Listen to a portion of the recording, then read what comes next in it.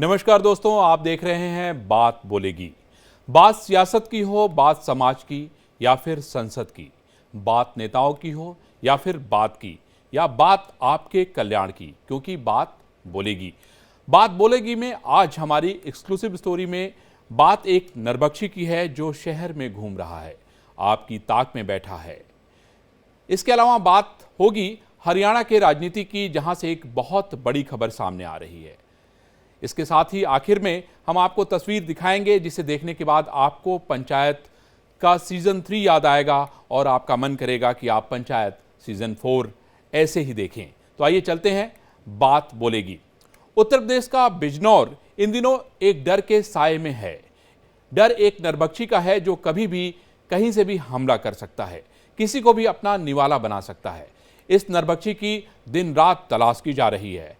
आसमान से ड्रोन के जरिए नजर रखी जा रही है, पकड़ने के लिए जाल बिछाया जा रहा है, लेकिन ये नरबक्षी पकड़ में नहीं आ रहा है। आखिर कौन है ये नरबक्षी जो अब तक 23 लोगों को अपना निवाला बना चुका है? जानने के लिए देखिए हमारी ये स्पेशल रिपोर्ट।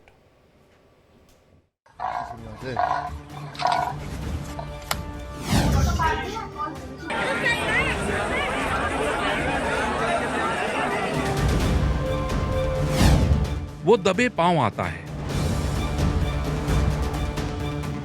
हाथ लगाता है और एक ही हमले में अपने शिकार का काम तमाम कर देता है। इस शिकारी का नाम है पैंथर, जिसने उत्तर प्रदेश के बिजनौर में आतंक मचा रखा है। ये पैंथर आदमखोर हो चुका है, नरभक्षी बन चुका है। इसे इंसान का गोश्त पसंद है। इसके खौफ से लोगों ने अकेले घर से निकलना बंद कर दिया है। शाम होने से पहले लोग घर लौट आते हैं, रात होते ही दरवाजे बंद कर लेते हैं, घरों में दुबक जाते हैं। ना कोई शोर, ना आवाज, केवल सन्नाटा।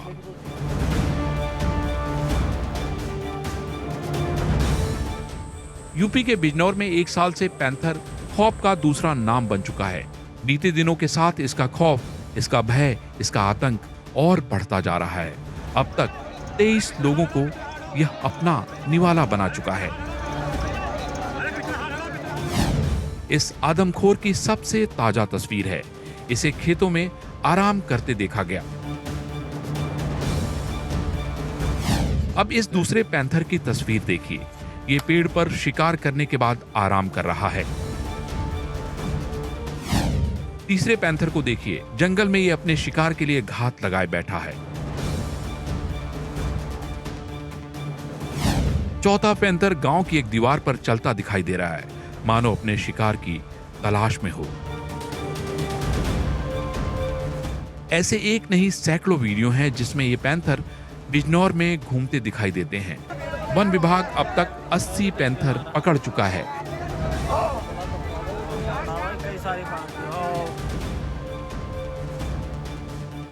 लेकिन बताया जा रहा है कि इस इलाके में 500 के करीब पैंथर घूम रहे हैं, जो इंसानों की ताक में हैं।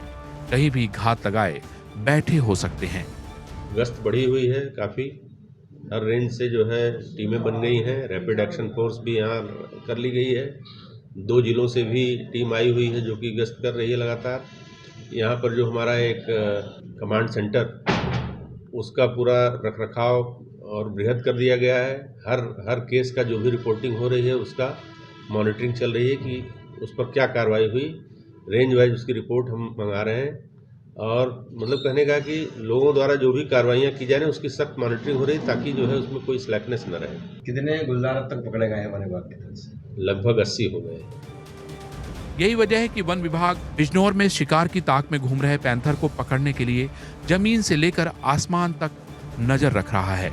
जमीन में पैंथर को पकड़ने के लिए पिंजरे लगाए गए हैं, जाल बिछाया गया है, आसमान में ड्रोन की मदद ली जा रही है। वन विभाग लगातार लोगों से सावधान रहने की अपील भी कर रहा है। सचेत रहना ही सबसे बड़ी मतलब अपना वो है, बचाव का तरीका है। तो ध्यान से देख कर जाएं, ग्रुप में जाएं, बच्चों को न ले जाएं खेतों पर। तो मैं तो यही सबसे अपील करूंगा कि जो भी डूज एंड डोंट्स की सूची या पैम्पलेट्स वगैरह फटवाए गए हैं गांव-गांव में जैसे बताया जा रहा है, उसके लिहाज से कार्य करें। किसी प्रकार की कोई समस्या हो तत्काल विभाग को सूचित करें। ये तस्वीर 70 साल की संतोषी देवी की है, जिनकी पैंथर के हमले में मौत हो गई। संतोषी देवी शनिवार को अपने 2 बेटों सुबोध और आमोद के साथ चारा लेने जंगल गई थी। सुबह 8 बजे गन्ने के खेत में घात लगाए पैंथर ने उन पर हमला कर दिया। वो गंभीर रूप से घायल हो गईं और मौके पर दम तोड़ दिया। दोनों बेटे अपनी मां को बचाने के लिए पैंथर से भिड़ गए, लेकिन मां को नहीं बचा पाए। संतोषी देवी पैंथर की 23वीं शिकार हैं। इस घटना से गुस्साए सैकड़ों गांव वालों ने इलाना के रेलवे फाटक पर जमकर हंगामा किया, जिसके बाद नजीबाबाद गजरौला पैसेंजर ट्रेन काफी देर तक आगे नहीं बढ़ सकी। बाद में पुलिस के समझाने पर लोग रेलवे ट्रैक से हट गए।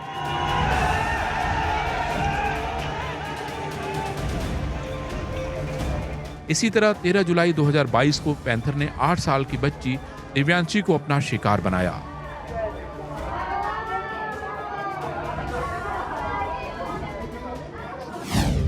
सुनीता देवी अपनी बेटी दिव्यांशी और 10 साल की भतीजी नैन्सी के साथ गांव के पास ही खेत से जानवरों के लिए चारा लेने गई थी। इसी बीच सुनीता देवी खेत के ज्यादा अंदर चली गईं। दोनों बच्चियां खेत के बाहर इंतजार करने लगी। तभी एक खेत से निकलकर पैंथर ने दिव्यांशी पर हमला कर दिया, उसे खींचकर ले जाने लगा। नैन्सी के शोर मचाने पर सुनीता खेत से बाहर आई और पैंथर से भिड़ गईं। शोर शराबा होने पर पैंथर बच्ची को छोड़कर भाग गया। गंभीर रूप से घायल बच्ची को अस्पताल ले जाया गया, जहां डॉक्टरों ने उसे मृत घोषित कर दिया। जंगल को जा रहे थे ये अपनी मम्मी के साथ चारा लेने के लिए, बस एक में से निकला और बस इसको बच्चों को दबोच लिया गुलदार ने। मगर इस बच्ची में कुछ उतना बचा नहीं था, तो अब डॉक्टर भी क्या करते हैं। क्या नाम बच्ची का? दिव्यांशी। कितनी उम्र होगी इसकी? उम्र करीब 8 से 9 वर्ष है।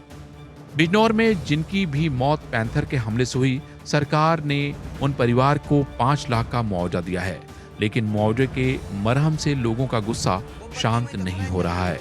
वो इसका फुल एंड फाइनल समाधान चाहते हैं। बिजनौर के अंदर मैं समझ रहा हूँ 25 के आसपास ये घटनाएं हैं। 1-2 जगह घटनाएं तो ऐसी हुई हैं कि मकान के अंदर कूद गया गुलदार और वहाँ बैठ के उसने वहीं बच्चे को खाया है। माँ चीखती रही, पुकारती रही, लेकिन उस स्थिति में कौन कैसे मदद करेगा भाई? उस पर हथियार नहीं है, कुछ नहीं है। किसान परेशान है, जंगल चारा लेने के लिए नहीं जा सकता।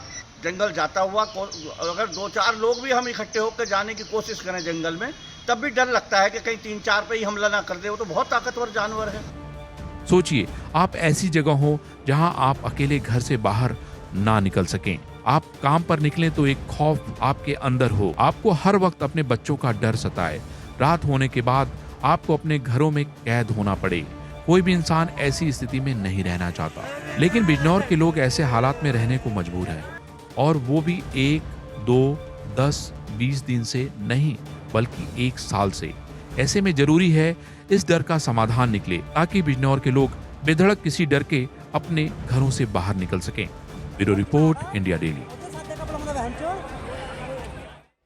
चलिए अब आपको ग्राफिक्स की मदद से बताते हैं कि कौन कौन लोग बिजनौर में पैंथर के शिकार हो चुके हैं।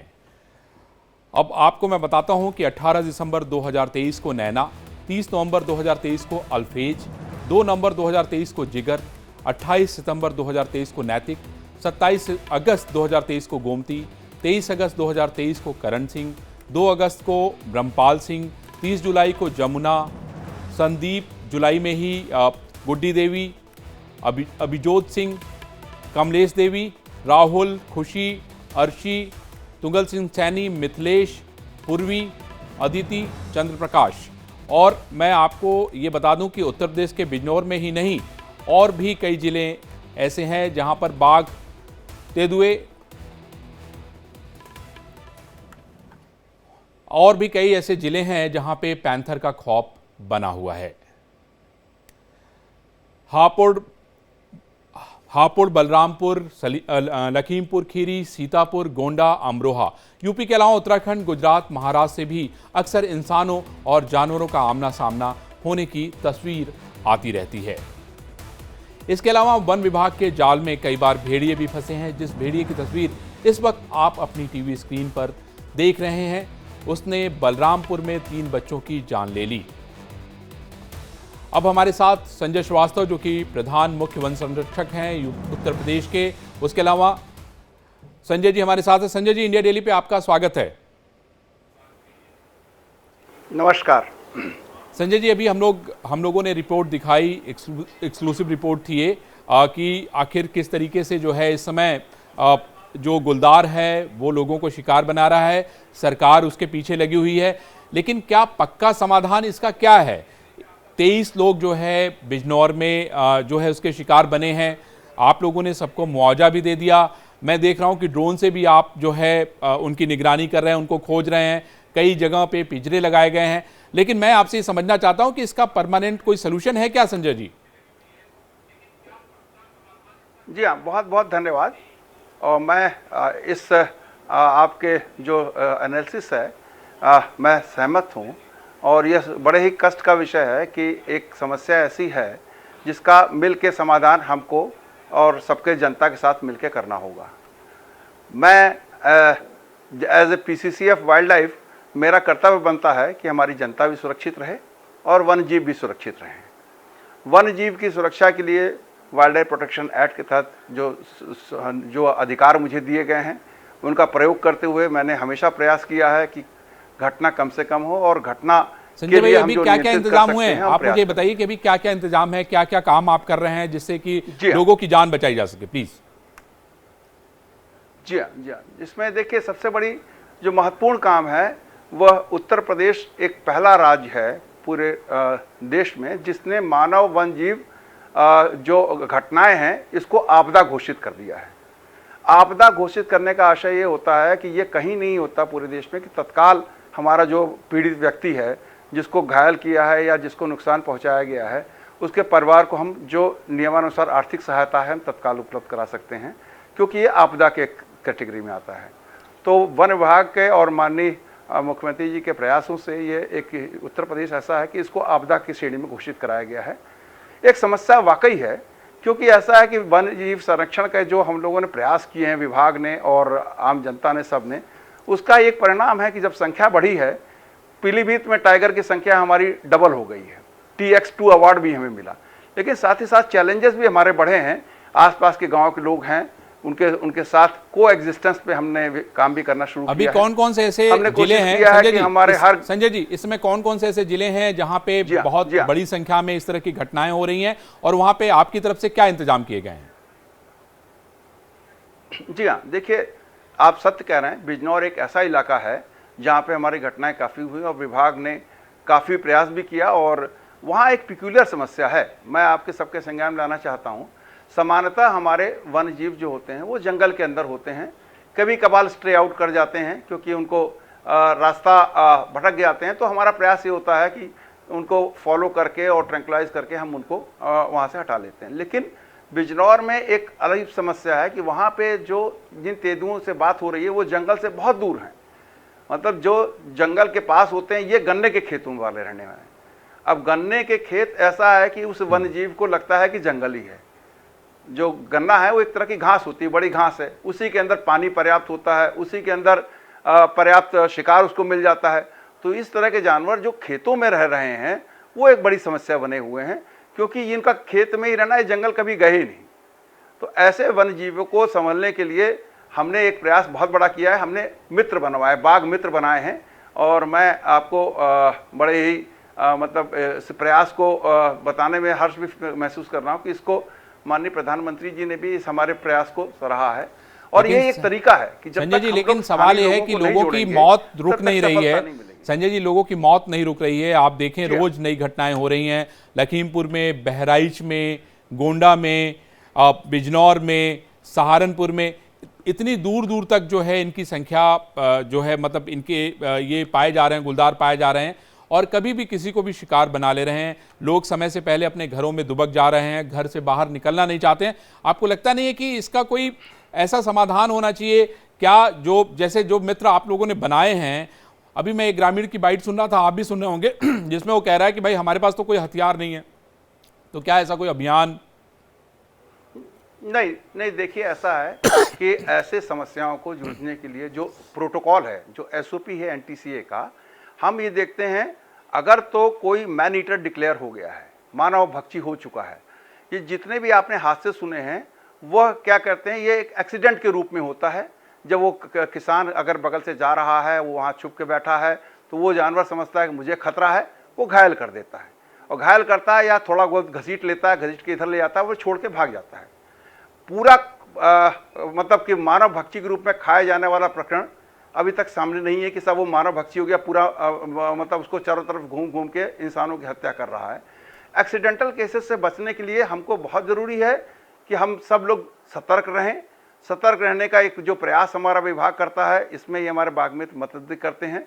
हम लोग गांव में कोशिश कर रहे हैं कि इन गांव में जितनी भी ऐसी जगह है वहाँ पे लोगों को थोड़ा सा मदद की हम अनुरोध कर रहे हैं। और आपके चैनल के माध्यम से सभी ग्रामवासियों से मेरा अनुरोध है कि मैं पूरा प्रयास कर रहा हूँ। मैंने ट्रैंक्विलाइज करने की अनुमति दे दी है, ड्रोन लगा रखा है, कैमरे ट्रैप्स लगा रखे हैं, पिजड़े लगा रखे हैं सब तरफ पे।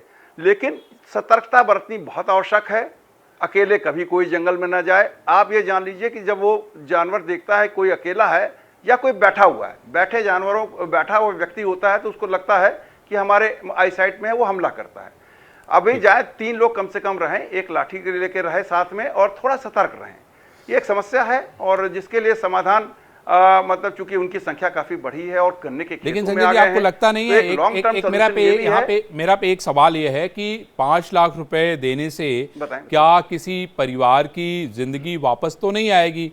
तो क्या आप लोग इस बारे में सोच रहे हैं, विचार कर रहे हैं, या कोई ऐसा प्रस्ताव सरकार को भेजा जा रहा है जिसमें इन लोग की और आर्थिक मदद की जाए? क्योंकि जितनी बड़ी संख्या है, आप देखिए हर दूसरे तीसरे दिन इस तरह की घटनाएं बिजनौर और उसके आसपास हो रही हैं। ये खबर आज हम लोगों को इसलिए दिखाना पड़ रहा है क्योंकि जब इतनी घटनाएं हो गई, मैं भी खुद चौंक गया कि एक शहर में 23 लोग मर जाएं गुलदार की वजह से, तो ये अपने आप में बहुत बड़ी बात हो जाती है। संजय श्रीवास्तव जी। नहीं सत्य है। और आप जो कह रहे हैं कि ये जो हमारा गवर्नमेंट का जो एक अनुग्रह राशि दिया जाना है, उसको भी बढ़ाने का प्रस्ताव हम लोगों ने कर रखा है और उसमें प्रयास भी कर रहे हैं कि वो संख्या, हालांकि किसी की ज़िंदगी जाती है उसका कोई मूल्य नहीं होता। वैसा मेरा ये कहना है कि ये तो बहुत दुखद है और किसी भी धनराशि से किसी भी ज़िंदगी का हम लोग पूर्ति नहीं कर सकते हैं। लेकिन ये कि जो भी हम सहायता कर सकते हैं उनके रेटों में संशोधन के लिए हम लोग प्रयास कर रहे हैं। चलिए ठीक है संजय श्रीवास्तव जी, हम उम्मीद आपसे करेंगे, हम लोगों ने संजय जी हम आपसे उम्मीद करेंगे कि आगे इस तरह की घटनाएं हमें न देखने को मिले, देश के लोगों को, आपके प्रदेश के लोगों को देखने को न मिले। और आपकी जो वन विभाग की टीम लगी हुई है वो मुस्तैदी के साथ अपना काम करती रहे। अगर इस तरह की कोई भी सूचना आती है तो उनकी तत्पर होकर मदद करती रहे। आप हमारे साथ जुड़े इंडिया डेली के साथ, आपको बहुत बहुत धन्यवाद।